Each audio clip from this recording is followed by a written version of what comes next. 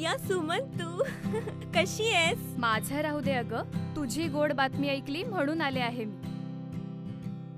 हे काय? घे, तोंड गोड कर बरं. गोड अजिबात नको. मला ना काहीतरी चटपटीत खावंसं वाटतंय. चटपटीत खावंसं वाटतंय? हा. शेवपुरी खायची किंवा ती तुझ्या आवडीची चायनीज? चालेल चालेल. नाहीतर पाणीपुरी खूप नक्की, आवडते ना तुला. नाही नाही थांबा, हा? असं काहीही आणू नका. तुम्हाला माहितीये, गरोदरपणात बाहेरचं खाल्ल्यामुळे अनेक महिलांना कावीळ झाली आहे. अरे बापरे. अगं, चिंता करण्याचं काहीच कारण नाहीये. छोट्या छोट्या गोष्टींची काळजी घेतली तर गुंतागुंत टाळता येऊ शकते. कसली कसली काळजी घ्यायला हवी आहे?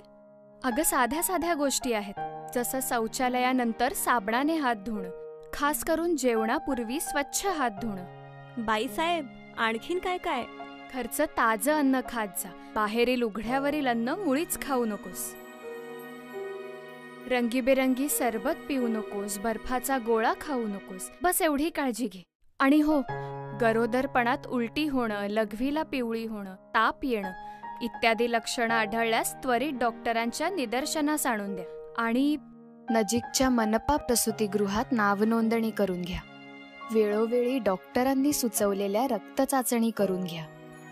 डॉक्टरांनी दिलेल्या लोहयुक्त व कॅल्शियमयुक्त गोळ्या नियमितपणे घ्या. गरोदरपणात धनुर्वाताची लस अवश्य घ्या.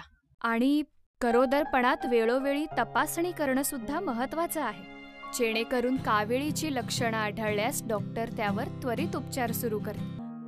मी नक्की काळजी घेईन. तुम्ही पण गरोदरपणात नक्की काळजी घ्या आणि काविळीपासून स्वतःचं आणि बाळाचं रक्षण करा.